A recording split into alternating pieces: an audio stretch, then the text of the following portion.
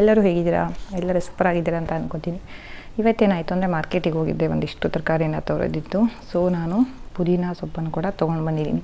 ಇವತ್ತು ನಾನು ವಿಡಿಯೋ ಯಾಕೆ ಮಾಡ್ತಾ ಇರೋದು ಅಂತಂದರೆ, ಎವ್ರಿ ಟೈಮ್ ಏನಾಗುತ್ತೆ ಅಂದರೆ ಪುದೀನ ಸೊಪ್ಪು ತಂದು ಫ್ರಿಜ್ಜಲ್ಲಿ ಇಡ್ತೀವಿ. ಸೊ ಒಂದು ಸ್ವಲ್ಪ ದಿನ ಅದು ಚೆನ್ನಾಗಿರುತ್ತೆ, ಆಮೇಲೆ ಅದು ಹಾಳಾಗೋಗುತ್ತೆ. ಕಾಗ್ದ ಹಾಕಿಟ್ರು ಸರಿ, ಹಿಂಗಿದ್ರು ಸರಿ, ನನಗಂತೂ ತುಂಬ ದಿನ ಇದು ಬರಲ್ಲ. ಬಟ್ ಪುದೀನ ಸೊಪ್ಪು ತುಂಬಾ ಇಷ್ಟ. ನಾವು ಇರೋದು ವಿಲೇಜಲ್ಲಿ. ಏನಾಗುತ್ತೆ ಅಂದರೆ ನಾವು ಎವ್ರಿ ಟೈಮ್ ಮಾರ್ಕೆಟ್ ಹೋಗಿಬಿಟ್ಟು ಇದನ್ನು ತೊಗೊಂಡು ಬರೋದು ಅಂದರೆ ಸ್ವಲ್ಪ ಕಷ್ಟ ಆಗುತ್ತೆ. ಸೊ ಹಾಗಾಗಿ ನಾನೇನು ಮಾಡ್ತಾಯಿದ್ದೀನಿ ಅಂತ ಅಂದರೆ, ಒಬ್ಬರು ಹೇಳಿದರು ನನಗೆ ಲಾಸ್ಟ್ ಟೈಮು, ಇದು ಪುದೀನ ಇರುತ್ತಲ್ಲ, ಸೊ ಇದ್ರದ್ದೆಲ್ಲ ಸೊಪ್ಪನ್ನು ತೆಗೆದುಬಿಟ್ಟು ಈ ಥರ ಇದೇನಿರುತ್ತೆ ಉಳಿದಿದ್ದಂಟು ಅಂತ ಹೇಳ್ತೀವಲ್ವ, ನೋಡಿ ಈ ಥರ, ಓಕೆನಾ? ಈ ಥರ ನಾನು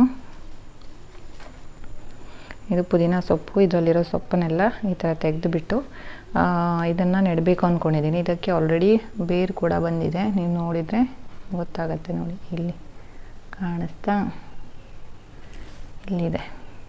ಸೊ ಬೇರಿದೆ ಇದಕ್ಕೆ. ಈ ಥರ ನಾನು ಒಂದಿಷ್ಟು ಇದನ್ನು ಚೆನ್ನಾಗಿರುವಂತಹ ದಿಂಟನ್ನು ತೆಗೆದಿಟ್ಕೊಂಡಿದ್ದೀನಿ. ಇದನ್ನು ನಾನು ಇವತ್ತು ನೆಡ್ತಾ ಇದ್ದೀನಿ ಪಾಟಲ್ಲಿ. ಸೊ ಬಿಫೋರ್ ಇದಕ್ಕಿಂತ ಮುಂಚೆ ಕೂಡ ಪುದೀನ ಸೊಪ್ಪು ತಂದಾಗ ನಾನೇನು ಮಾಡಿದ್ದೆ ಅಂದರೆ, ಒಂದಿಷ್ಟು ಪುದೀನ ಸೊಪ್ಪನ್ನು ನೆಟ್ಟಿದ್ದೀನಿ. ಸೊ ಅದು ಕೂಡ ಸ್ವಲ್ಪ ಚಿಗುರು ಬಂದಿದೆ, ಅದನ್ನು ತೋರಿಸ್ತೀನಿ ನಿಮಗೆ. ಸೊ ಅದರಿಂದ ಇದು ಒಂದು ಯೂಸ್ಫುಲ್ ಟಿಪ್ ಅಂತ ಅನಿಸ್ತು, ನಿಮ್ಮ ಜೊತೆಗೂ ಶೇರ್ ಮಾಡೋಣ ಅಂತ. ಯಾರಾದರೂ ಪುದೀನ ಲವರ್ಸ್ ಇದ್ದರೆ ನಂತರ ಅವ್ರಿಗೆ ಕೂಡ ಹೆಲ್ಪ್ ಆಗುತ್ತೆ ಅಂತ. ಸೊ ಈ ಥರ ಪುದೀನಾನ ನಾವು ಕೂಡ ಮನೆಯಲ್ಲಿ ಬೆಳೆಸ್ಬೋದು. ಸೊ ಬನ್ನಿ ಹೋಗೋಣ, ಪುದೀನಾನ ನೆಡೋಣ, ಓಕೆನಾ?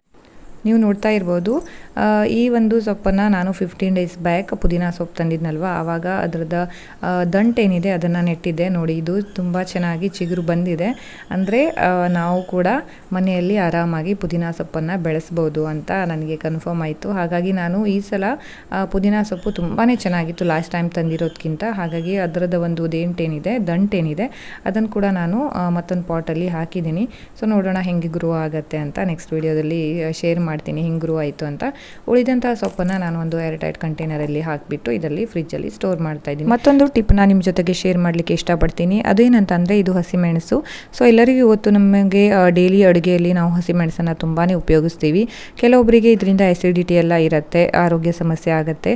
ಹಾಗಿರುವಾಗ ಹಸಿಮೆಣಸನ್ನು ಚೊಟ್ಟು ಸಮೇತ ಉಪಯೋಗಿಸಿದರೆ ಅಂದರೆ ಆರೋಗ್ಯದಲ್ಲಿ ಯಾವುದೇ ಸಮಸ್ಯೆ ಆಗಲ್ಲ ಅಂತೆ. ಇದು ಕೂಡ ನನಗೆ ರೀಸೆಂಟಾಗಿ ಗೊತ್ತಾಗಿದ್ದು. ಸೊ ನಾನು ಇದನ್ನು ಇಂಪ್ಲಿಮೆಂಟ್ ಮಾಡಿದ್ದೀನಿ. ನನಗೂ ಆ್ಯಸಿಡಿಟಿ ಪ್ರಾಬ್ಲಮ್ ಇತ್ತು, ಇದು ಸ್ವಲ್ಪ ನನಗೆ ರಿಲೀಫ್ ಕೊಟ್ಟಿದೆ. ಹಾಗಾಗಿ ನಿಮಗೂ ಯಾರಿಗಾದರೂ ಆ್ಯಸಿಡಿಟಿ ಪ್ರಾಬ್ಲಮ್ ಎಲ್ಲ ಇದ್ದರೆ ಚೊಟ್ಟು ಸಮೇತ ಹಸಿಮೆಣಸು ಅಥವಾ ಒಣಮೆಣಸು ಎರಡೂ ಕೂಡ ಚೊಟ್ಟು ಸಮೇತ ಉಪಯೋಗಿಸಿದರೆ ತುಂಬಾ ಒಳ್ಳೆಯದಂತೆ. ಯಾವುದೇ ಆರೋಗ್ಯದಲ್ಲಿ ವ್ಯತ್ಯಾಸ ಆಗೋದಿಲ್ಲ ಅಂತೆ. ಹಾಗಾಗಿ ನಿಮಗೂ ಕೂಡ ಯೂಸ್ ಆಗ್ಬೋದು ಅಂತ ಈ ಒಂದು ಟಿಪ್ನ ಶೇರ್ ಮಾಡ್ತಾ ಇದ್ದೀನಿ. ಈ ಎರಡು ಟಿಪ್ ನಿಮಗೆ ಇಷ್ಟ ಆಗಿರ್ಬೋದು ಅಂತ ಅಂದ್ಕೊಳ್ತೀನಿ. ಈ ವಿಡಿಯೋ ಇಷ್ಟ ಆದರೆ ಲೈಕ್ ಮಾಡಿ, ನನ್ನ ಚಾನಲನ್ನು ಸಬ್ಸ್ಕ್ರೈಬ್ ಮಾಡಿ, ಸಪೋರ್ಟ್ ಮಾಡಿ. Thank you so much.